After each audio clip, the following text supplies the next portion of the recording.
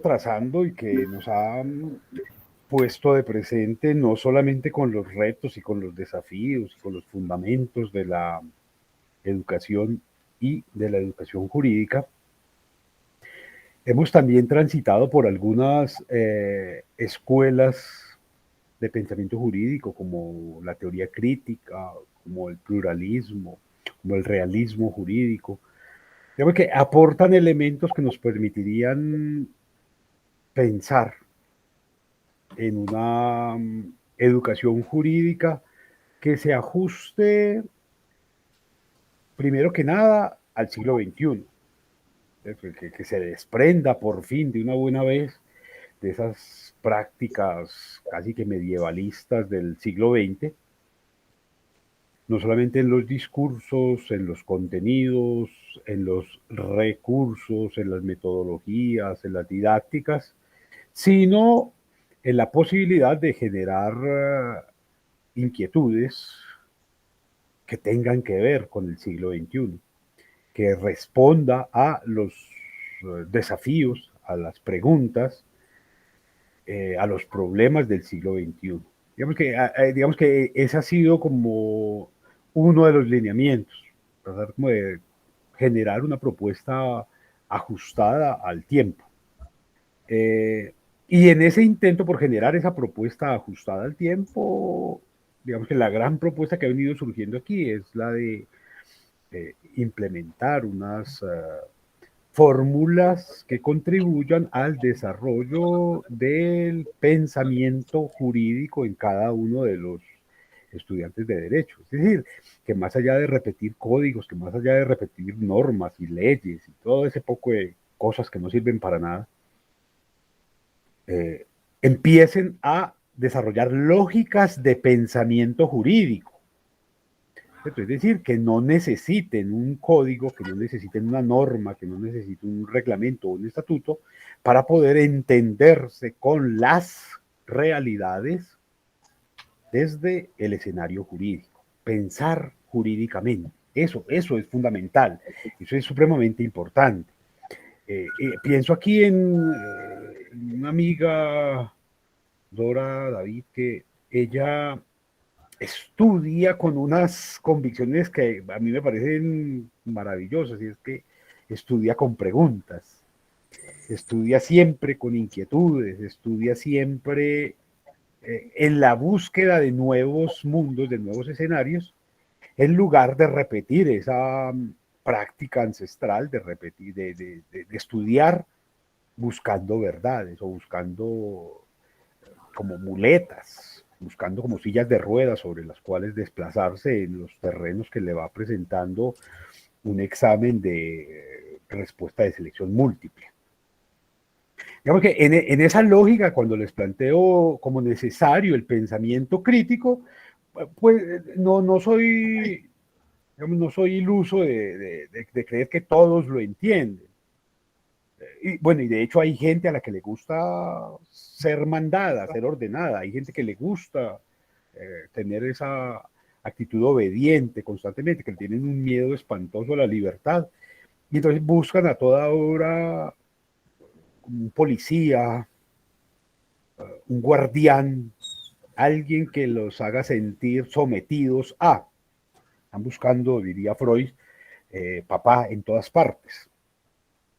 Entonces van al médico y van al psicólogo y van a la escuela y van a la calle y están buscando siempre a alguien que los mande, que les diga cómo se hacen las cosas, que les dé carita feliz, que les felicite. El pensamiento crítico, por su parte, toma distancia de esas conductas y más bien procura un postulado que a mí me parece muy bello, un poco duro, un poco desafiante, pero que habría que tomar en cuenta, y es que la crítica es la que realiza la obra. Es decir, que sin crítica no hay obras. Y eso, cuando digo obra, pueden cambiar eso porque a ustedes les parezca mejor.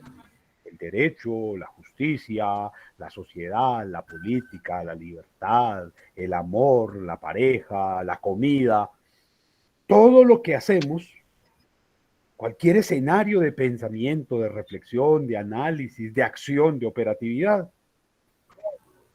solo tiene sentido humano en la medida en que lo estemos criticando. Y ojo, porque criticando no significa hablar por hablar, ni andar tirando opiniones ahí como cualquier periodista, no. La crítica tiene que ser fundamentada, tiene que ser sustentada, argumentada, racional, reflexiva, analítica, propositiva. Eso es la crítica. Un poco este ejercicio que hacemos aquí en este espacio del viernes a las 8 de la noche es generar crítica a las formas de educación jurídica. Y lo hacemos siempre desde unos marcos argumentativos, digamos que aceptados como respetables. ¿Cierto? Entonces, crítica, si la crítica es la que hace la obra, entonces es la crítica la que es el derecho. Y ahí hay una aparente contradicción que me parece que es fundamental que la tomemos en cuenta. Es que cuando se pretende que todo el mundo tiene que estar aplaudiendo como foca a lo que estamos haciendo, estamos siendo tomados por tontos. Porque es de la crítica de donde nos vamos a enriquecer. ¿Cierto? Cuando usted le aplica la crítica a cualquier escenario, puede resultar que ese escenario, como respuesta a esa crítica, se fortalezca, se embellezca, se profundice, se mejore, se perfeccione, simplemente porque se le ha hecho crítica. Pero no hay nada más espantoso que pretender que uno tiene que llegar a todas partes dándole palmaditas en la espalda y dándole medallitas y estrellitas a todo el mundo. Y yo me enfrento con esto con muchos estudiantes también, que a toda hora quieren ser tratados como menores de edad, casi que como párvulos. Digamos porque no son capaces de asumir la responsabilidad que compromete una decisión voluntaria que fue la de estudiar. Ahí hay un asunto grave. Entonces, el derecho solo podrá ser cumplidor de sus expectativas en la medida en que tenga críticas. Digamos que en la ciencia política es muy desafiante esto porque lo llaman la oposición. Quiero decir que un gobierno, por ejemplo, solo podrá ser democrático, realmente democrático, en la medida en que acepte que la oposición está constantemente supervisando, que está vigilando, que está cuestionando, que está generando cuestionamientos sobre las obras que se están haciendo, sobre las decisiones que se están tomando. Lo otro es simplemente una dictadura. Es decir, y hay algunos países que les pueden servir a ustedes de ejemplo para pensar eso.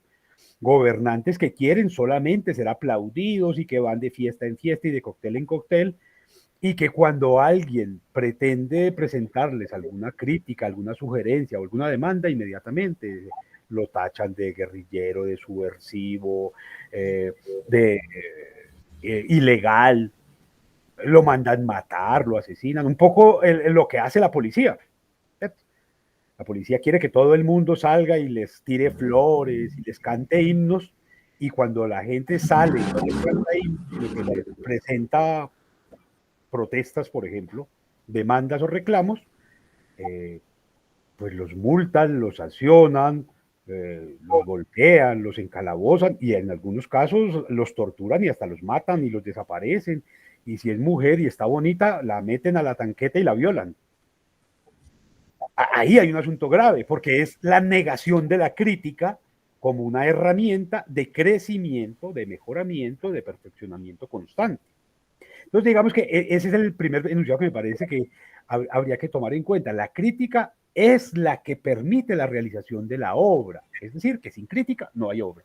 Quiero decir que al estudiante, para ponerlo en términos estrictamente de este escenario, cuando el estudiante, en lugar de cuestionársele, se le está aplaudiendo, pues no se le está haciendo un favor. Porque nadie se matricula a la universidad, o nadie debería más bien matricularse en una institución cualquiera, colegio, guardería, instituto, universidad, en ningún nivel, para que lo aplaudan por lo que sabe, sino todo lo contrario, ¿cierto? Para que le permitan a través de herramientas, de instrumentos, de conocimiento, deconstruir ese universo con el que llega, ¿cierto?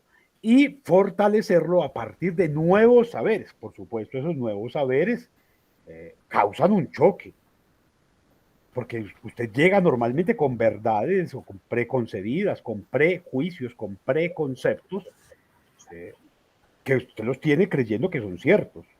Y cuando llega a otro escenario y le presentan otros tan válidos o más sustentados o más ajustados a la realidad que los que usted tiene, la primera reacción es de rechazo porque le están quitando algo que ha estado con usted, que ha estado en usted.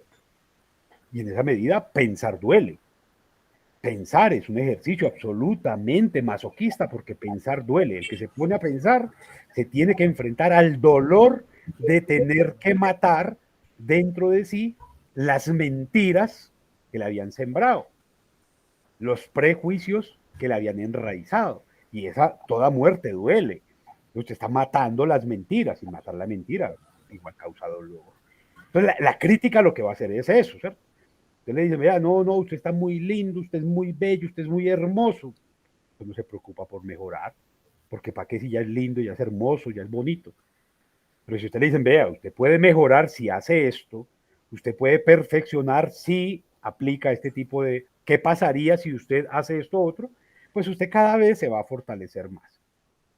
Y entonces, digamos que ese primer escenario de que la crítica es la que realiza la obra, es decir, que ustedes van a ser mejores profesionales en la medida en que se enfrenten con la crítica, y la crítica puede venir de la señora de la cafetería, del que hace el aseo, del portero, de la que vende los tintos, del profesor, de la de cualquiera puede venir la crítica. Pero ¿cuál es su reacción frente a la crítica?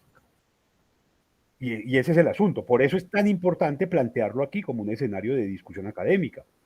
Si la crítica es la que hace la obra, la que le permite, la que le da existencia, ¿cuál es su reacción frente a la crítica?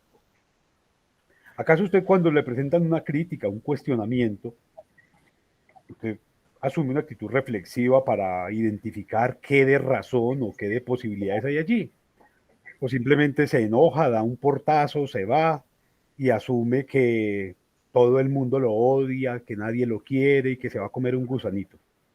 ¿Cuál es su actitud como estudiante, de cualquier disciplina, de trabajo social, de derecho, de historia, de geografía, de carnicería, de manicure, frente a la crítica?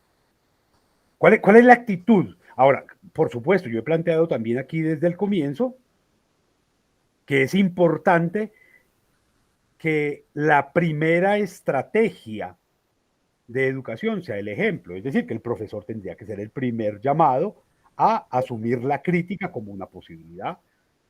¿Cierto?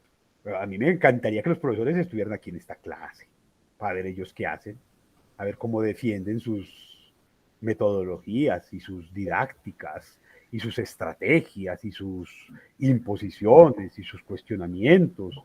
Eso sería una maravilla. Pero digamos, ellos no están aquí. Están aquí ustedes. ¿Cuál es su actitud frente a la crítica? ¿Cierto? Se callan y se van, se enojan y agachan la cabeza, esconden la cara detrás de una pared, de un muro, de una foto, de una imagen, reflexionan, analizan, generan contrapropuestas. Eso es fundamental entenderlo. Claro, porque uno lo puede hacer con cualquiera, hasta con las autoridades más grandes. Miren, Hegel, que es el gran filósofo de Occidente, el papá de todo el mundo aparentemente, eh, además el que da los fundamentos para el derecho moderno es Hegel. Se supone que es la gran autoridad y tan fácil que es criticarlo a él y criticarlo con argumentos. Entonces, porque Hegel hace unos planteamientos que son absolutamente hipotéticos, digamos que le dan sentido pues de realidad al principio kantiano, por ejemplo, de la crítica de la razón pura, de que hay que vivir como en una especie de paraíso, de mundo ideal para sufrir mucho y después morirse y ir al paraíso a vivir mejor. Y está negando toda la materialidad, todo el materialismo todos los procesos históricos desde los que nos hemos constituido. Entonces, hacerle críticas a eso, como hacérselos a la religión o a la cultura o la tradición, es de simple sentido común. Bueno, Voltaire decía que era el menos común de los sentidos, es el sentido común. Y quizás tenga razón en tanto que podemos generar contrapropuestas, pero pareciera que somos demasiado grandes, demasiado importantes, demasiado divinos como para ponerlas en público y nos las guardamos para nosotros, que se mueran con nosotros. La humanidad es muy poca cosa para premiarla con nuestras ideas, con nuestras reflexiones, con nuestros análisis, con nuestros planes de mejoramiento. Entonces dejamos que las cosas sigan así tal cual están, en la mediocridad que están, en la violencia que están, en la injusticia que están, porque simplemente, ¿cómo voy a premiar yo a la humanidad con una idea mía? Parece que fuera esa como la reflexión cotidiana desde la cual se está moviendo el estudiantado y la docencia y la administración y la sociedad en general. ¿Cierto? Como que, ¿para qué voy a generar propuestas nuevas si esta porquería igual se va a acabar algún día? ¿Cierto? O porque voy a mejorarlo para otros si a mí me tocó sufrir. Digamos que ahí hay un problema serio que tiene que ver con ese asunto de la crítica cuando no es asumida realmente desde un escenario absolutamente claro. Y uno lo podría poner en términos de ciencia política bien interesantes. Thomas Hobbes, por ejemplo, en el Leviatán, hace un planteamiento que a mí me parece ridículo, por tonto, por inocente. Y sin embargo, es el mismo planteamiento con el que los educan a ustedes todos los estudiantes, no solamente ustedes que están aquí, no solamente ustedes estudiantes de Unisabaneta o de la Universidad de Antioquia o de AFIT, sino de todo el mundo. Y es que y además es el mismo presupuesto sobre el cual Smith fundamenta toda la teoría económica con la que todavía hoy nos movemos. Y uno dice, pero ¿cómo es posible que la humanidad se mueva al ritmo de una idiotez? Y se mueven. Dicen ellos que en el estado de naturaleza, el hombre, así en singular, el hombre produce un objeto, una mercancía, la diría muchos años después Marx, produce algo.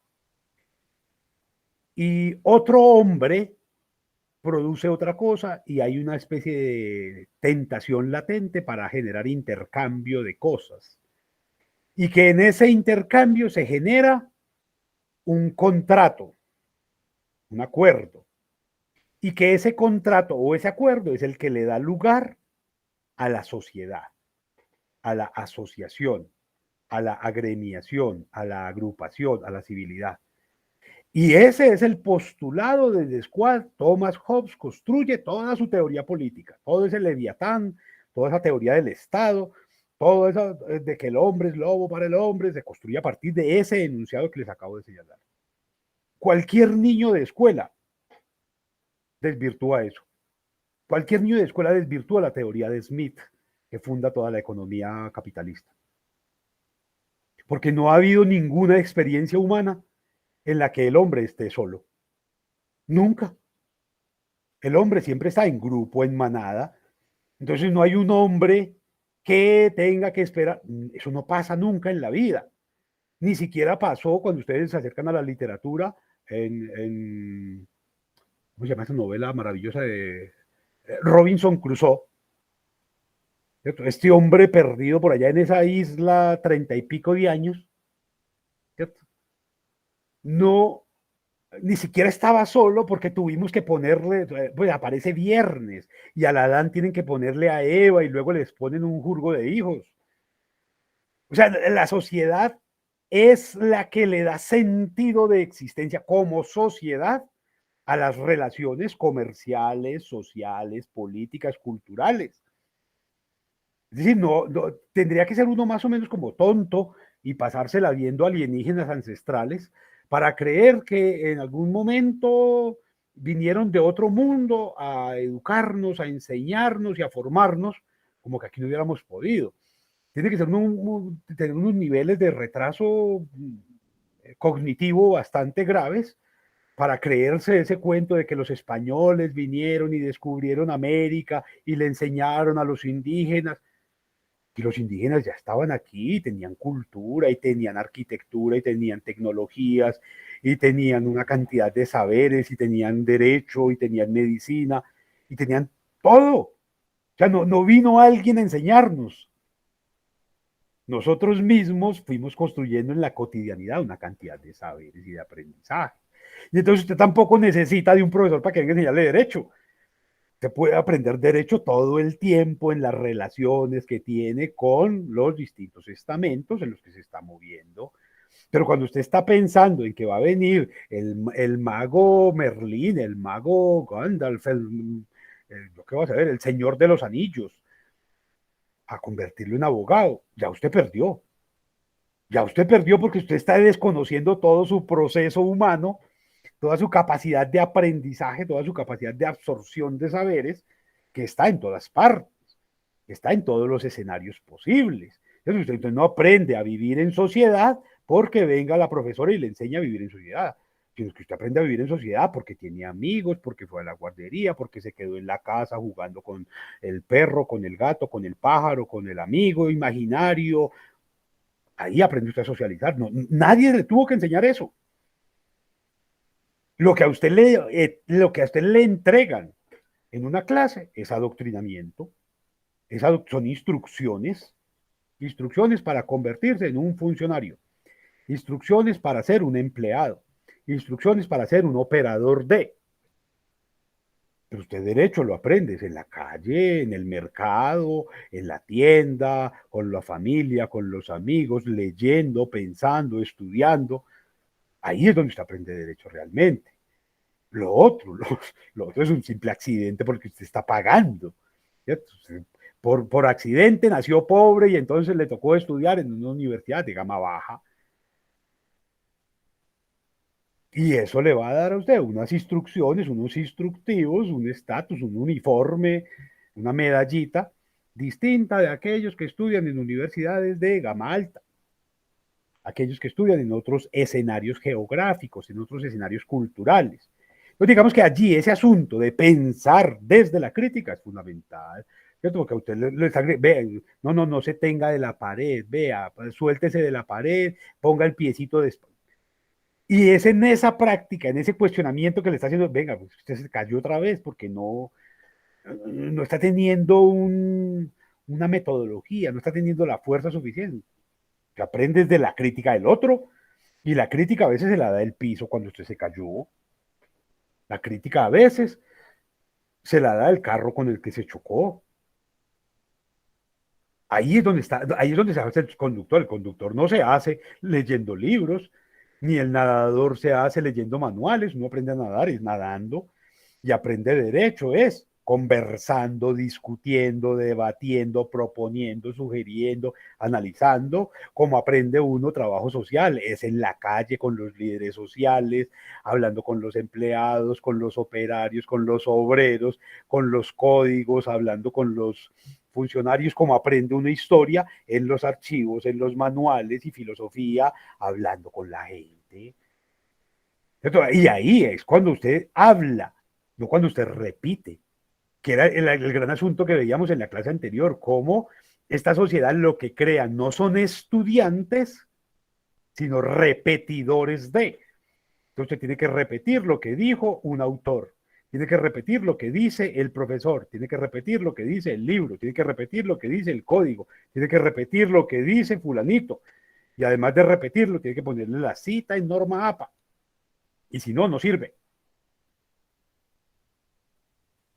¿Por qué eso? ¿Cómo construimos una educación de calidad? Una educación para profesionales propositivos que sean capaces de transformar, sino a partir de la crítica. Si usted se la pasa elogiando, como hacen en las iglesias a toda hora, que ¿cómo es? Alabado sea, tan lindo que es, flores, pues eso no va a cambiar. Pero cuando usted cuestiona, cuando usted genera propuestas, el mundo se cambia, transforma. Entonces digamos que ahí hay, a partir de esa crítica, como realizadora de la obra, como generadora de existencia, es que podríamos entendernos en el escenario, no solamente de lo jurídico, sino de lo religioso, de lo educativo, de lo musical, de lo artístico, de lo cultural, de lo social, de lo tradicional. ¿Y por qué el cristianismo logra consolidarse como se consolida?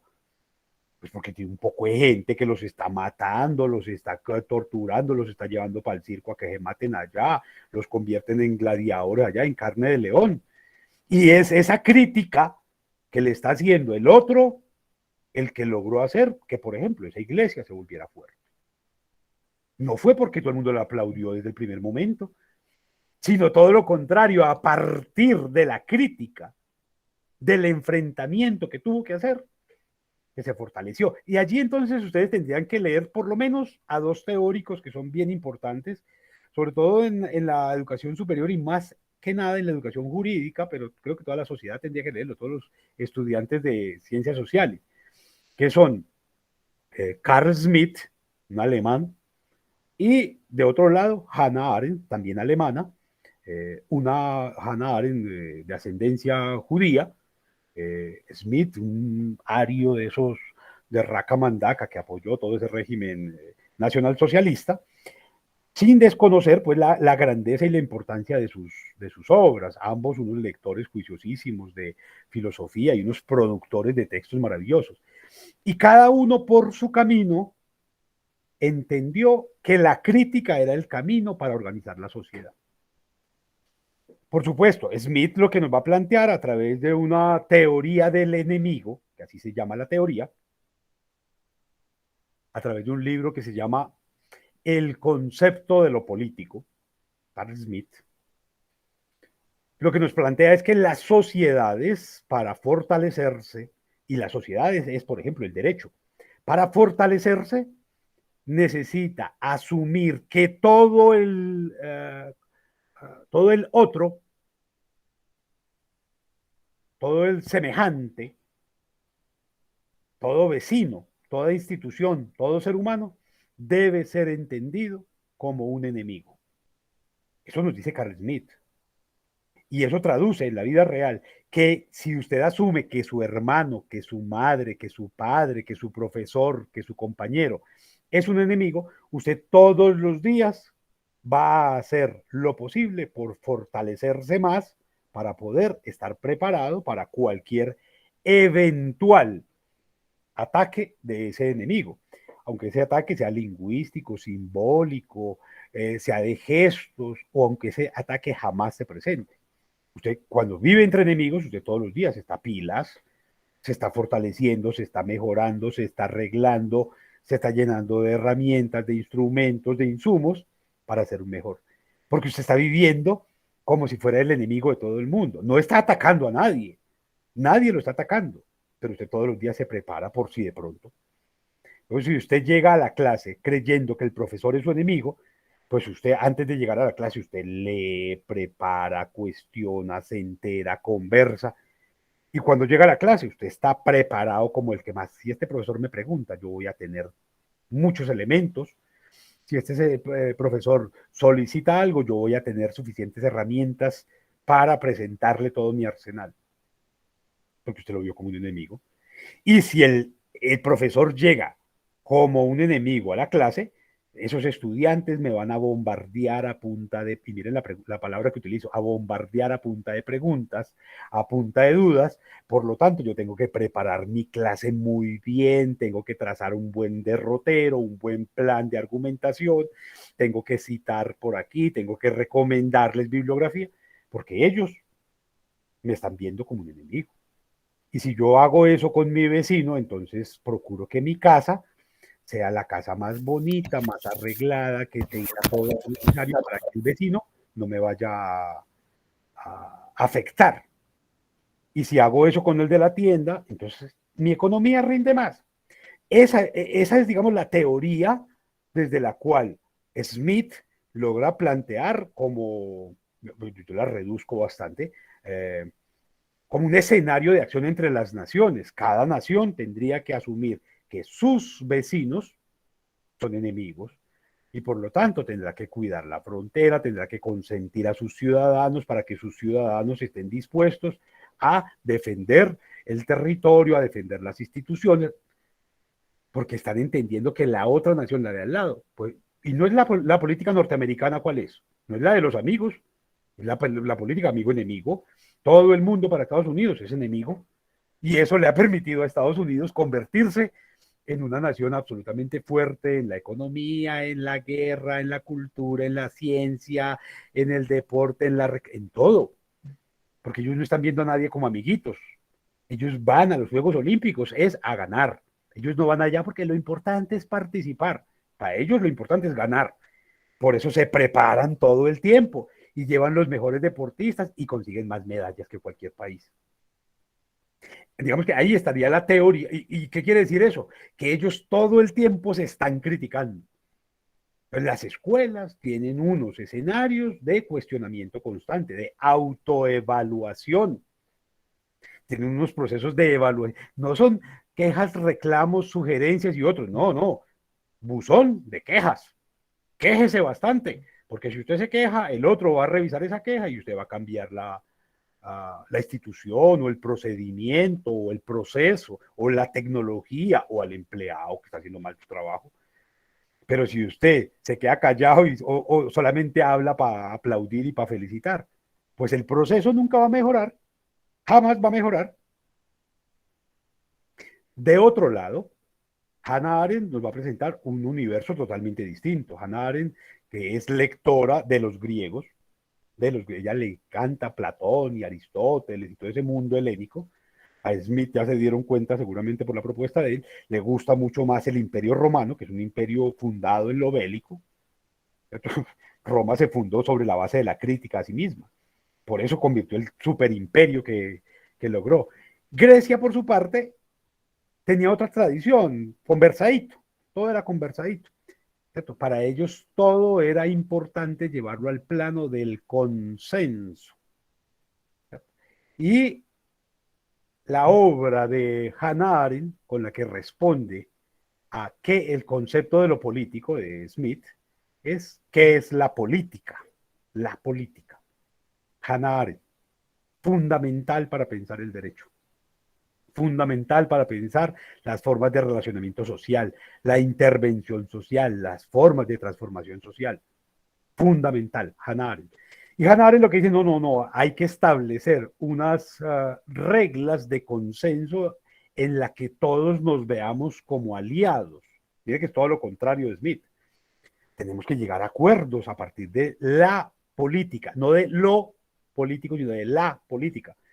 Y eso significa que tenemos que aprender a conversar, a discutir, a debatir, a proponer, a establecer marcos de negociación a partir de la política, con unas reglas claras.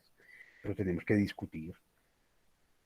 Yo hasta el momento no encuentro ningún filósofo, ningún abogado que defienda la teoría idiota de quedarse callado. Yo ninguno. Todos, todos abogan porque hay que discutir, porque hay que llegar a acuerdos, porque hay que consensuar, porque hay que, o que hay que debatir, que hay que derrotar al otro con argumentos, pero ninguno dice quédese callado. Eso no pasa. Por eso a mí en las clases y sobre todo en las clases con estudiantes de derecho me sorprende tanto silencio. Y digo, claro, si ya se están graduando de abogados, ¿en en qué momento, en qué semestre les van a dar permiso para empezar a hablar entonces? Para empezar a debatir, a discutir, a cuestionar, a proponer, a sugerir. ¿En qué momento? A mí me parece sospechoso. Y eso es educación jurídica, por donde usted quiera. Eso es educación jurídica. Entonces, bueno, uno tendría que establecer, entonces Hanare lo que plantea es todos tenemos que ser amigos y como amigos tenemos que complementarnos, tenemos que establecer cuestionamientos respetuosos, pero establecerlos para poder crecer y crecemos como sociedad, como hicieron los griegos, conversando entre ellos, llegando a acuerdos políticos, alguna vez a través de textos, de documentos, de constituciones, pero también otras veces simplemente a punta de tradiciones, eh, de discusiones, de foros para los cuales se implementaba, por ejemplo, el teatro los Juegos Olímpicos, creo que eran formas de llegar a acuerdos de, bueno, definamos quién es mejor, quién es mejor. Y lo hacen a través de unas fórmulas civilizadas, si ustedes quieren, utilizando el término griego.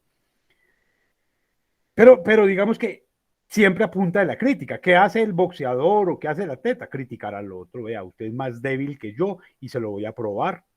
Yo corro más rápido que usted, levanto más peso que usted, nado mejor, lucho mejor, patino mejor, ahora que hay tantos deportes nuevos en los Juegos Olímpicos. Ahí eso no es a punta de aplausos, eso es a punta de competencia y la competencia es crítica. Y ahí habría que entendernos en un escenario absolutamente occidental racional.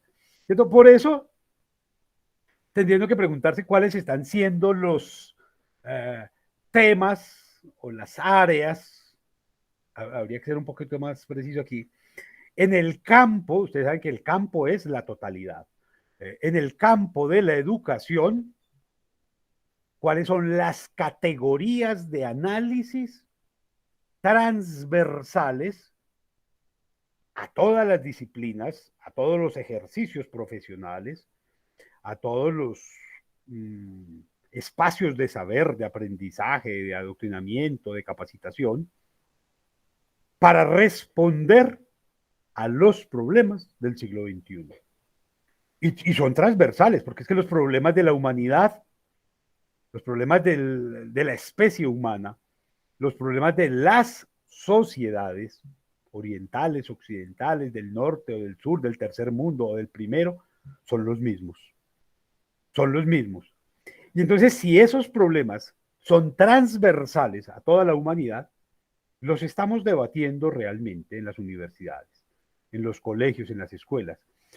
Yo tengo como una sugerencia apenas básica sobre todo esto, ¿cierto? Y es preguntarme si el asunto, por ejemplo, del clima, del cambio climático, de las condiciones climáticas, ambientales, se están discutiendo en las universidades. Yo quisiera saber si, por ejemplo, en la formación de abogados, por ejemplo, se está discutiendo ese tema. O eso no se trata ahí, aunque nos esté afectando en este momento. Y entonces todo ese asunto del clima, de la crisis climática, del calentamiento global, se estará discutiendo en derecho. Los abogados que están a punto de graduarse, que están a 1, 2 o 3 semestres de graduarse, están participando de ese tipo de foros desde esa lectura jurídica. Igual la pregunta se la podría hacer a los trabajadores sociales o a los psicólogos o a los antropólogos o a cualquier otro. Están participando de esos debates. Tienen claros cuáles son los elementos básicos, porque es el debate más urgente que hay en la humanidad. En ese momento no hay un problema más grave a nivel universal, y entiendo el universo de lo humano, que el del cambio climático. No hay un problema más grave que ese, más urgente además, más necesario de ser abordado desde las distintas disciplinas. Y ustedes lo están abordando, o están esperando a qué para empezar a enterarse de eso. Entonces, yo creo que, digamos, ahí hay un desafío tremendo. Yo al comienzo de este curso les planteaba unos desafíos para la educación que iban pues en un sentido un poco más estructural, pero digamos, estos son esenciales. Si en la educación jurídica no se está discutiendo el problema ambiental, ¿qué tipo de educación jurídica, qué tipo de abogados van a ser ustedes? Pues digamos, uno vive del clima, uno vive de las inundaciones, de los calores que están haciendo, del hielo de los polos. Eso está generando una cantidad de líos que tienen que ver con la energía, con los productos que se cultivan, con las formas de interacción, con los costos, con los precios, con los marcos normativos. Y ustedes en derecho estarán abordando el clima como un objeto de estudio. Digamos que un segundo momento tendría que ver con la salud. Ustedes están discutiendo como estudiantes en los distintos foros, en los distintos escenarios que les representa su formación académica, su preparación profesional, los problemas de salud mundial. o eso no hace parte. Y no me refiero a, ay, vamos a pensar el coronavirus que está de moda, sino la cantidad de problemas de salud, porque esa es la otra crisis, la segunda crisis mundial más importante que hay en este momento, después de la crisis ambiental, la crisis de salud, ¿cierto? Y no solamente en términos biológicos, genéticos, médicos, sino en términos de instituciones, ¿cierto? Las instituciones, los reglamentos, las normas, el ministerio, las secretarías, las formas hospitalarias, los procedimientos, los insumos, los estamentos, los límites éticos que comprometen la salud, están siendo debatidos por ustedes, están siendo objeto de atención por parte de las ciencias sociales y humanas, por parte de las ciencias jurídicas, por parte del derecho, o eso es para los periodistas, ¿o qué? Y yo creo que ahí hay otro desafío grandísimo. Y entonces, si usted va chuleando a ver qué tan buen abogado eh, está haciendo o piensa hacer, tiene que tomar en cuenta escenarios como la crisis climática o el clima, si quiere, la salud. ¿Cierto? Pero no son los únicos, los desechos, los desechos. Ustedes están debatiendo sobre eso. Vamos a ver desde el derecho cómo abordamos como objeto de estudio, de análisis, de intervención, los desechos, el problema de los desechos, de todo tipo de desechos, no solamente los materiales concretos, las basuras, el asunto tremendo de la contaminación que genera el plástico, que genera la ausencia de conductas de reciclaje o de prácticas ambientalmente amigables, que es la crisis donde usted vive. ¿Usted qué cree que si paran los recogedores de basuras 15 días, qué hace usted en su casa? Ese escenario no es posible, ¿ok? Claro que es muy posible. Cuando llene el relleno sanitario, ¿qué va a pasar? Y si ese tipo de asuntos no los empezamos a afrontar desde ahora, que hay una preparación para la profesionalización, entonces ¿cuándo? ¿Cuándo? O eso se lo vamos a dejar al político corrupto que se montó allá a la secretaría o al gobierno o al ministerio eh, y que termina transando para tirarlos en otro municipio o para tirarlos en la cañada o para arrojarlos al mar, con lo que además estaría contribuyendo al primer problema, que es el climático, que además estaría afectando el segundo problema, que es el de salud. Por eso lo pongo en ese orden. El primer problema tiene que ser la cosa climática, el segundo la salud y el tercero los desechos. ¿Qué estamos haciendo con esos desechos? ¿Cómo se está pensando? ¿Cuál es la política de desechos? ¿Cuáles son las normas para manejo de todo tipo de desechos? Y no me refiero, como les decía, solamente a los desechos sólidos, como las basuras. ¿Qué hacemos con los viejos? Los viejos son un desecho. Esta es una sociedad de jóvenes. Si usted hace el ejercicio de escuchar a los distintos candidatos en los distintos países para las distintas corporaciones, todas están hablando, generando políticas, propuestas, ejercicios para los jóvenes. Y la juventud tiene que cambiar este mundo y la juventud tiene la responsabilidad y todos, ¿y los viejos qué? Esos no son desecho, ¿qué? También son desecho. Y quienes no se preparan para la vida laboral en un sistema que vive aparentemente del capitalismo, que no son un desecho, también son un desecho. Y los enfermos no son un desecho, también son un desecho, son un estorbo. De hecho, a los indigentes en muchos lugares los conocen como desechables. Y las leyes no están siendo un desecho, nadie las pone en práctica, eso no se usa. Se utilizan métodos de hecho para resolver problemas, ¿cierto? ¿Creen que no? ¿Y qué significa que ayer hayan bombardeado otra vez el Chocó y hayan aniquilado 4 niños menores de 10 años? Eso no es tratarlos como desechos. Hace unos meses habían bombardeado a otros, se habían matado 14 niños. Niños, niños.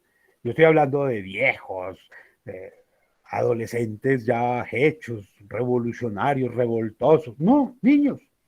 Niños de 6, 7, 8, 9, 10 años. No están siendo tratados como desechos. Entonces, ¿qué vamos a hacer con los desechos?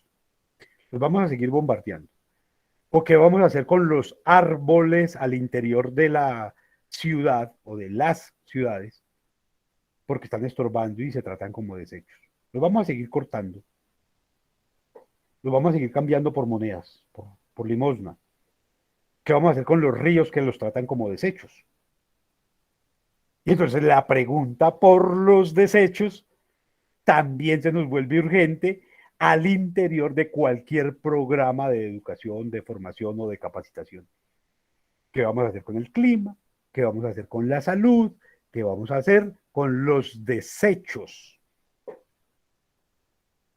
Esto, por supuesto, tiene por lo menos dos escenarios, ya seguiremos con el listado.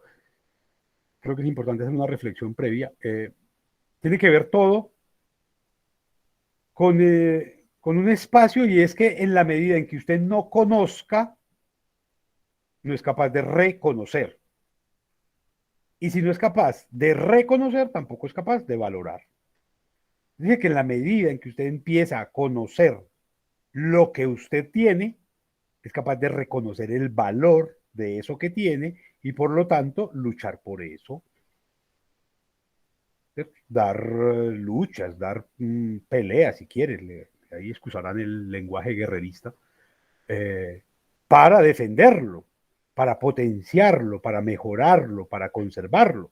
¿Cierto? Si usted, por ejemplo, hiciera el ejercicio de conocer su país, sus recursos naturales, usted los reconocería y diría, caramba, qué cantidad de diversidad. Pero si usted solamente lo lee en el álbum de Chocolatina Jets o lo escucha en las propagandas, que aquí hay mucha diversidad y que es el país más feliz del mundo y qué cantidad de pendejadas, pues usted no es capaz de reconocerlo, simplemente se aprende el dato. Y como no lo reconoce, no es capaz de enfrentar una cruzada para defender sus recursos, por ejemplo. Él le dice, vea, Colombia es el segundo país, con el primer país en número de páramos, pero también es el primer país en convertir esos páramos en territorios de minería. Minería hay en todo el mundo, páramos no, pero aquí estamos acabando los páramos. ¿Por qué?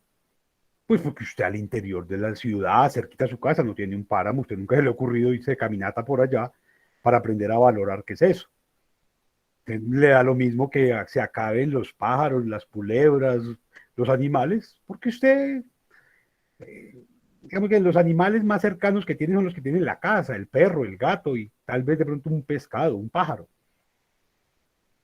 Usted no es capaz de reconocerlos y valorarlos para ir a dar la pelea con ellos. Si usted no es capaz de conocer su territorio, usted no es capaz de defenderlo y le importará nada que venga cualquier político, cualquier alcalde miserable y acabe con él.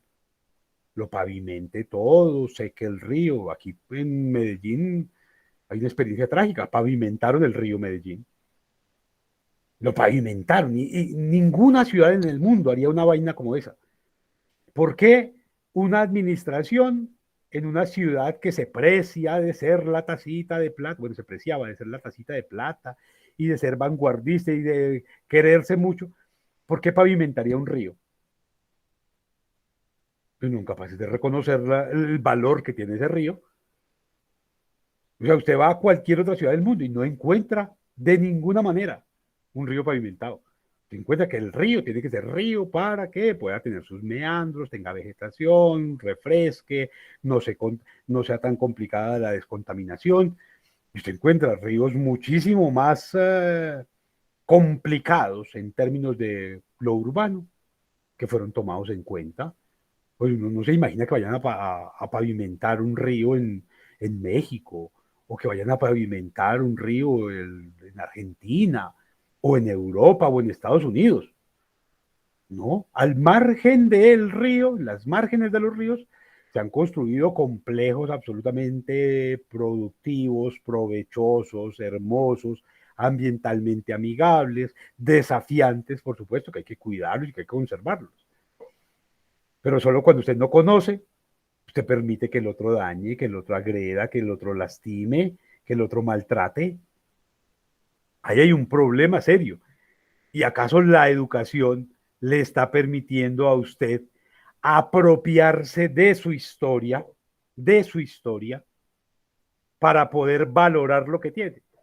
Para poder valorar su clima, sus recursos, sus animales, su vegetación, sus saberes, su conocimiento, su diversidad, sus posibilidades.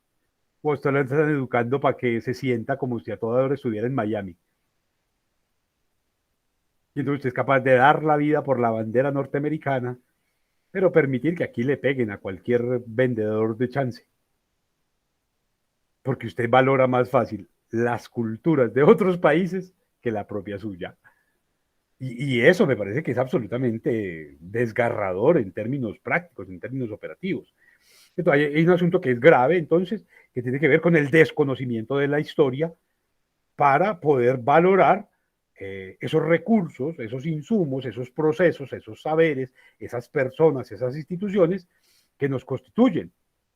A partir de ahí, si ustedes lo piensan en términos europeos, por ejemplo, aunque vamos a hacer el ejercicio también con Latinoamérica para no parezca esto tan esnovista, ¿y Europa de qué vive? ¿O de qué vive México? ¿O de qué vive el Perú? Pues de la historia.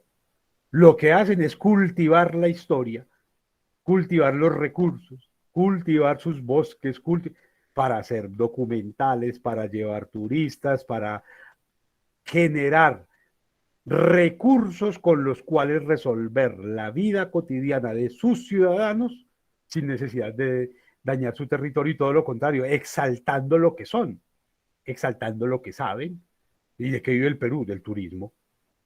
Y entonces ellos cuidan sus montañas, cuidan sus ríos, cuidan sus tradiciones, cuidan sus costumbres, cuidan sus pueblos, porque allá es donde van los turistas a dejar la plata. ¿Y de qué vive México? ¿O de qué vive Europa? ¿Usted para qué se va para Europa si no de turista?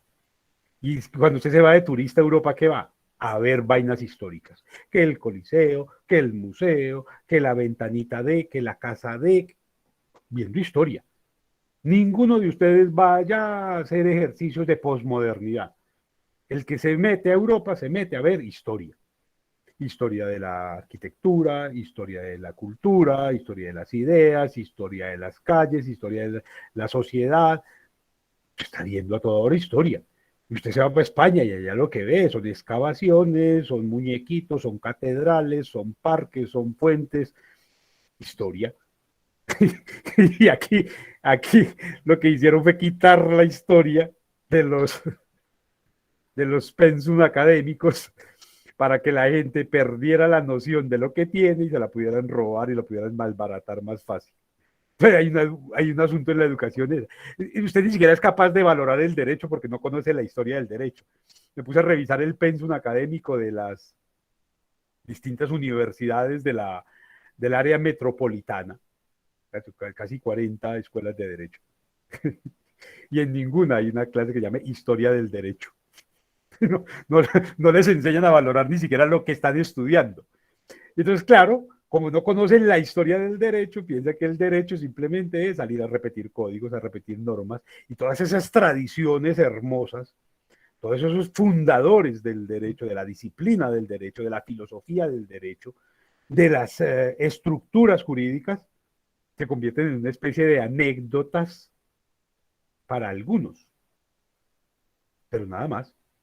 Y usted se va a graduar de derecho, pero no conoce la historia de su disciplina. Esa vaina, cómo ha ido evolucionando, cómo se ha transformado, quiénes han intervenido en ella, cómo ese derecho se ha cimentado en América Latina, cómo ha cimentado en Colombia misma, para pensar en este mismo territorio desde el que hacemos este encuentro. ¿Cuál ha sido la tradición histórica del derecho aquí? ¿Cuáles han sido los hitos? Han sido las transformaciones? ¿Cuáles han sido las intenciones, los moldes? ¿Cuáles son los grandes representantes, los grandes mojones desde los cuales podríamos pensar el derecho en Colombia? Y ustedes ya se están graduando y ni siquiera saben eso. ni siquiera han asumido la historia de su propia disciplina, para no decir que la de su país. Y digamos que eso nos llevaría a otro desafío más, aparte del clima, de la salud, de los desechos, de la historia, que tendría que ver con los idiomas. ¿Y usted con cuántos idiomas se va a graduar? ¿Usted qué tan docto es en idiomas? ¿Cierto? En un mundo que se supone que está globalizado hace 40 años, en un mundo que está determinado por una cantidad de interacciones. Ya no hay ninguna norma que esté aislada del mundo, porque todas obedecen a una cantidad de tratados, de pactos, de acuerdos que son internacionales. Se está interactuando a toda hora con otros países, con otros escenarios, o es que eso se hace que a través de un traductor instantáneo. Usted no tiene que saber hablar otro idioma. Y no le digo que inglés, usted puede aprender a hablar cualquier otro idioma, que idiomas hay muchos. Pero si ni siquiera sabe hablar su propio idioma, usted sabe escribir en su propio idioma al menos. Usted sabe qué diferencia hay entre los distintos géneros de escritura. Sabe redactar un correo electrónico. Cuando yo recibo los trabajos de los estudiantes me doy cuenta que ni eso. Porque mandan el correo con el trabajo adjunto y ni siquiera un cubo. Ahí le mando. No saben escribir ni siquiera en español. Entonces, si no saben ni siquiera su propio idioma y el derecho se hace a punta de palabras, ¿qué tipo de abogado va a ser? Entonces yo creo que esta reflexión no es gratuita. El trabajo social, el trabajo histórico, el trabajo antropológico, el trabajo del psicólogo, se hace a punta de palabras. Y si no nos estamos preparando para escribir, para leer, para interpretar, para analizar, para realizar productos con los cuales dar cuenta de nuestras ideas, de nuestros saberes, de nuestras destrezas, ¿qué tipo de profesionales? ¿Qué tipo de sociedad? Hay gente que todavía tiene la práctica extraña, por lo menos para mí, enigmática, de reproducirse, de reproducirse. Y entonces, ¿para qué tipo de mundo está trayendo hijos si usted no está procurando que el mundo sea mejor? Porque usted no se está preparando de la mejor manera. ¿Qué tipo de mundo le va a dar? ¿Qué tipo de oportunidades? ¿Qué tipo de sociedad?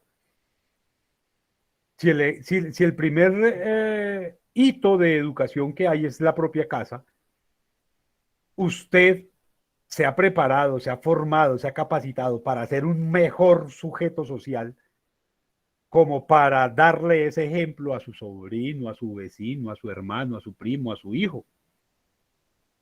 Pues, o tener descendencia se convierte como un acto de venganza. Voy a traer a alguien a un mundo peor que el que me tocó a mí, más injusto, más callado, más absurdo, más costoso, más contaminado. Y creo que la pregunta tendría que ser básica al interior de las escuelas de Derecho y de Ciencias Sociales y Humanas. Entonces, ese asunto de los idiomas me parece que es básico y que tiene todo que ver con algo que se vincula mucho con el primer problema, y es el de los recursos. Se está usted preparando para el manejo de los recursos, ya no de los desechos, ya no solamente del clima, sino de los recursos. Y me refiero a recursos técnicos, tecnológicos, humanos, de tiempo, a los recursos, por supuesto, naturales, a los recursos de conocimiento. ¿Se está preparando usted para eso? Un ejercicio simple, básico. Quienes asisten a esta disertación sabrán manejar bases de datos ya. Y eso es un recurso humano absolutamente, el más importante hoy se supone, el del conocimiento.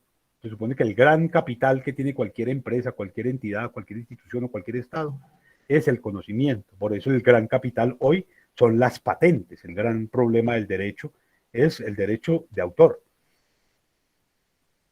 Y ustedes sí sabrán manejar bases de datos al menos. Y para manejar bases de datos, por supuesto, necesitan idiomas. Por eso lo señalé anteriormente como problema. Porque la mayoría de bases de datos tienen la información universal en idiomas como el inglés, como el alemán, como el francés, como ahora el mandarín. La información en las bases de datos en español es bastante restringida y poco confiable. Todavía es muy poco confiable. Entonces digamos que esos recursos también están siendo debatidos en las clases. el recurso humano. Esa cosa extraña que a partir de una teoría extraña hace un poco más de 15 años empezaron a llamar colaboradores. Ya no existen trabajadores para quitarles los derechos, para robarles cualquier garantía. Colaboradores. El colaborador no tiene derecho a nada porque está colaborando. Y lo están pensando jurídicamente también, lo están pensando socialmente, políticamente, económicamente, y digamos que por fuera de eso, en el ámbito de lo humano, humanamente lo están pensando ustedes. Hay debates sobre eso, ustedes asisten a foros sobre eso, leen documentos sobre eso. ¿Dónde está el lugar de lo humano, del recurso humano? Y uno lo tendría que pensar en términos, por ejemplo, de tecnológicos, en escenarios como la virtualidad, por ejemplo, la crisis que se quedó en evidencia en relación con las formas de conectividad, con los dispositivos para las conexiones, pero también con los espacios para la conectividad. Seguramente algunos de ustedes, si no la mayoría, no se atreven a prender la cámara porque les da vergüenza el espacio en el que están, porque están siendo interrumpidos, porque están siendo molestados, porque hay interrupciones. Y eso es parte de los recursos que habría que pensar también. Y entonces las reflexiones sobre esos asuntos, ¿dónde están? A mí me sorprende que en un espacio como este de educación jurídica, eh, lo que aparezca mayoritariamente sea el eco de mis pensamientos, porque no hay respuestas, no hay propuestas, no hay preguntas, no hay dudas, salvo dos o tres estudiantes que se toman una vocería supremamente inteligente y muy pertinente además. El resto se queda callados, pues, o sea, con una vocación de esclavitud que, que acepta silenciosamente lo que el amo les quiera dar. Y eso me parece que es cuestionable hasta donde más. Y que tiene que ver con el otro desafío, que es el de los nuevos derechos. Más allá del clima, de la salud, de la educación, de los recursos, de los desechos, de los idiomas, de la historia, habría que pensar los nuevos derechos. Y los nuevos derechos se están debatiendo. Cada día aparecen nuevos derechos como resultado de luchas absolutamente necesarias, muchas veces luchas desgarradoras y hasta sangrantes, pero cada día aparecen nuevos derechos y se están discutiendo o se asumen como algo normal o como una imposición de la oposición o de esos locos degenerados que están pidiendo que se transgredan los órdenes tradicionales. Los nuevos derechos se están debatiendo, se están discutiendo. Yo creo que ese es un asunto bien interesante que tiene todo que ver con otras inquietudes. Yo no me voy a detener en todas para no volverme tampoco desperdiciador de su recurso tiempo. Eh, pero los saberes, por ejemplo, los nuevos saberes, eso que en algún momento lo señalábamos aquí como los pluralismos, se están debatiendo. ¿Cuáles son los saberes que se aceptan y con qué criterios se aceptan y quién los acepta o quién los niega y por qué razones? Seguimos creyendo que la única fuente de aprendizaje que hay son los libros y las revistas, que el único sabio que hay es el profesor, sobre todo cuando se pone corbata. Los saberes, ¿y dónde están los saberes ancestrales y los saberes de la cotidianidad y los saberes de la calle y los saberes del mercado?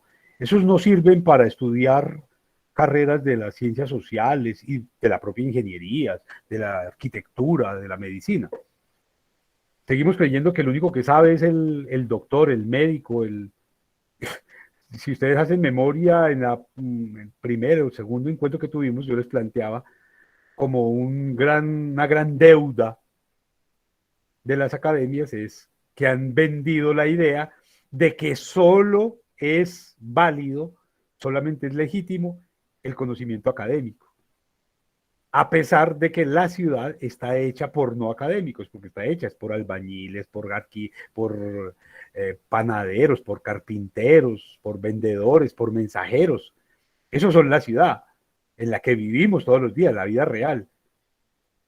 Pero en el imaginario seguimos creyendo que es más importante la universidad que la calle. Es más importante el doctor, que tiene un título de doctor comprado muchas veces, falseado muchas otras, que el ciudadano de a pie, que el taxista que se conoce la ciudad, que conoce la gente, que sabe de psicología, que sabe de sociología, que sabe de problemas, que escucha al ciudadano todo el tiempo. Parece que el taxista es un pendejo, ¿cierto? Pero el estudiante, aunque no diga, aunque no proponga, aunque no cuestione, aunque no lea, como que es un genio. Ni siquiera se toma el trabajo de escuchar a los demás, porque es un estudiante universitario. Y eso lo pone en una especie de, como de Olimpo de los semidioses. Hay un asunto grave cuando asumimos justamente que esos saberes alternos, esas alteridades, siguen siendo poca cosa o siguen siendo menos o están venidas a menos en comparación o en contraste con esa venta de títulos que se hace al interior de las instituciones de educación. Por eso el trabajo o las formas de trabajo y los tipos de trabajo tendrían que ser otro escenario de discusión académica en todas las disciplinas, mucho más en el derecho, por supuesto.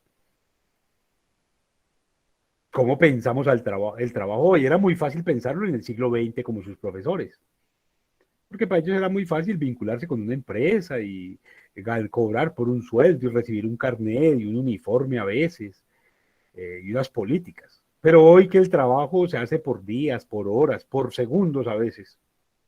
Si usted es youtuber, trabaja por segundos, por likes, por me gustas y gana mucho más. Si usted es webcam,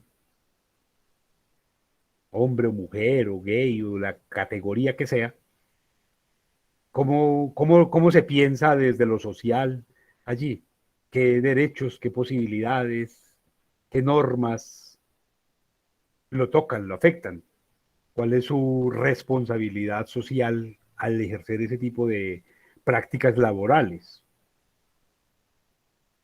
Por eso tampoco se piensa, eso no, el derecho no tiene nada que decir, las ciencias sociales no tienen nada que decir frente a las nuevas formas de trabajo, las nuevas formas de empleo, las nuevas condiciones, las nuevas prácticas, las nuevas dinámicas laborales, que todo tiene que ver además con el tiempo, porque como estamos en plena posmodernidad, el tiempo ya tiene unas dinámicas, unas formas de ser asumido totalmente diferenciadas a las del siglo pasado. Pero hoy la conectividad determina otros tiempos. ¿Cierto? Las formas de relacionarse con el otro determinan otros tiempos. La existencia de dispositivos, de técnicas, de tecnologías, de instrumentos, determinan otra relación con el tiempo. ¿Cuánto tiempo trabaja usted? ¿De qué manera trabaja en ese tiempo? ¿A qué tiene usted derecho? ¿A qué tiene usted compromiso en ese tiempo? ¿Cuáles son las condiciones? Yo en algún momento hice el ejercicio con algunos estudiantes a través de este mismo eh, espacio eh, por desafiar un poco como la imaginación de prender un cigarrillo. Yo no soy fumador, pero prender un cigarrillo a ver qué pasaba. Y la inmensa mayoría de los estudiantes me llamaron la atención, pusieron quejas inclusive en la decanatura y todo eso. Y yo, pero yo estoy en mi casa. ¿Qué pasa? A ver, yo estoy en mi casa, no puedo prender un cigarrillo. Y no puedo. Se supone que no puedo ahora. Yo no entiendo de dónde sacan eso, porque nadie lo ha pensado, ni está normatizado en ninguna parte. Pero se supone que si estoy en un aula, eh, es porque no puedo, porque el humo puede resultar molesto, porque puede haber gente alérgica a algún componente que se desprende a través del humo. Pero si estoy en mi propia casa, porque no puedo hacerlo. Y hay un asunto que tendríamos que discutirlo también en términos de educación jurídica. ¿Cuáles son las restricciones, las limitaciones racionales, coherentes, cohesivas? Digamos que ese es un asunto que tiene que ver todo con la diversidad, con la pluralidad, con la alteridad, que ustedes tendrían que empezar a discutir, a debatir, a asumir. Yo no sé, conmigo no, porque yo al fin de cuentas no me precio de tener una tarjeta profesional o algún tipo de responsabilidad jurídica. No me interesa eso, nunca me interesó. Pero por lo menos en sus clases de derecho con otros profesores tendrían que hacerlo. Pues generar esos debates sobre esos temas, porque si no, ustedes qué tipo de abogados van a ser.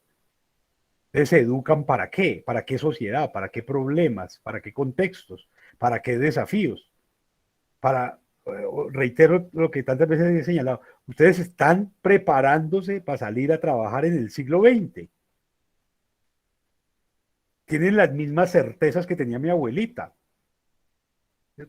Viven para el mundo en que vivieron mis abuelos. Cuando ustedes no están haciéndose las preguntas del hoy, del contexto contemporáneo, académico, filosófico, jurídico, institucional del siglo XXI, ustedes salen a vivir el mundo del siglo XX. Y ahí creo que hay un problema absolutamente desastroso, un reto grandísimo para ustedes que, digamos, ni siquiera tienen una claridad conceptual. Uno quisiera creer que ustedes son capaces de establecer las diferencias conceptuales que existen entre los campos, las categorías y los conceptos. Y ser capaces en derecho encontrar ese tipo de escenarios y defenderlos o sustentarlos o justificarlos. Eh, No creo que sea posible. Creo que hay un vacío absolutamente espantoso que demanda justamente el hecho de que se están educando para otro mundo, para un mundo que todavía sigue defendiendo el individuo como la cosa más importante del mundo, eh, cuando cada vez más las dinámicas son comunitarias. Usted pertenece a una cantidad de comunidades en Internet. Usted quiere ser de la sociedad, pero se supone que se está educando como individuo. Y uno dice, pero qué aberración espantosa tiene que haber en la mente de alguien que haga eso. ¿Cierto? Que se esté formando para vivir, para trabajar, para intervenir en una sociedad que murió hace más de 2 décadas ya. Ahí hay un problema absolutamente serio. ¿Cierto? Ese asunto de pensarse como individuo termina siendo ridículo hoy. Es el causante de todos los problemas. ¿Cierto? Todos los problemas del Estado están fundamentados justamente en que se piensa a partir de individuos. Y no se piensa a través de los colectivos, de la sociedad, del barrio, del país, del estado, de la ciudad, del pueblo, de la vereda, de la institución. No, se piensa en la persona, en el individuo. Y ahí hay un asunto absolutamente grave. Digamos que, y esto habría que volver otra vez a Hegel. Es que Hegel nos da muchas pistas porque es el papá del derecho. En realidad es él el que todo ese derecho moderno se fundamenta en teorías de Hegel. Hegel planteaba una cosa bien interesante, decía, la esencia es lo que no se ve. La esencia es lo que no se ve. Es decir, el abogado es por lo que lleva adentro, por lo que piensa, por lo que reflexiona, por lo que analiza, por lo que es capaz de leer. La esencia es esa. Lo que aparece, lo que se muestra, ese es el fenómeno, ese es el excedente. Eso en Hegel es clarísimo. La esencia es lo que no se ve, ¿cierto? Lo que aparece, lo que usted ve es el excedente, lo que sobra, ¿cierto? Lo que sobra, ¿qué es? Apariencia, maquillaje, estorbo, aditamento, pero la esencia, bueno, ¿y usted quiere ser abogado? Sí, bueno, y a ver, veamos pues en esencia qué es un abogado, a ver. Es capaz de pensar jurídicamente, es capaz de interpretar el mundo, es capaz de ser universal, es capaz de asumir cualquiera de estos problemas o muchos otros que yo no nombro aquí por no quiero aburrirlos con un vademecum suficientemente amplio de desafíos del siglo XXI, o simplemente es puro maquillaje. Y está bien ser maquillaje, yo creo que los payasos y las modelos tienen derecho a existir, y además merecen unos tratos absolutamente respetuosos, hay algunos de una calidad y de un compromiso y una dedicación exquisitos. Pero qué lo convierte a usted en abogado? ¿Qué lo convierte en abogada? ¿Qué lo convierte en guardián del saber social, garante de derechos de los demás? Si ni siquiera usted se puede comportar o se sabe comportar acorde con los derechos, con su rol, con su posibilidad, con su elección libre, con su formación democrática y en libertad, optimista, real, acorde con las necesidades y los problemas. Ahí tienen un problema serio. Ahí hay un problema que yo creo que es importante empezar a abordar desde las guarderías. Por supuesto, mucho antes, desde la propia casa. Pero si los padres ni siquiera se prepararon para eso, son accidentes. ¿Cómo hacemos entonces para pensar la educación jurídica si no es a partir de problemas reales? Repitiendo libros y libros hechos en Europa, repitiendo códigos, leyendo fotos de Instagram o memes de Facebook. Yo creo que el escenario tiene que ser absolutamente reflexivo, tiene que ser acorde con nuestras necesidades, con nuestras posibilidades, con nuestras expectativas, con las demandas de la sociedad en plural,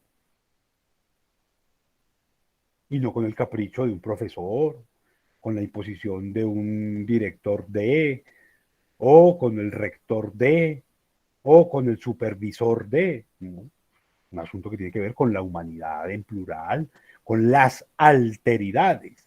Educarse en lo jurídico o en lo social es educarse para la diferencia, para el respeto, es decir, educarse para la crítica, para hacerla, pero también para recibirla, para tomar esa crítica y transformarla en mejores escenarios, en mejores espacios, en mejores realidades, en mejores espacios para reconocernos como lo que somos, seres humanos, sujetos que día a día se están transformando, se están convirtiendo en algo mejor y más acorde con sus propios tiempos.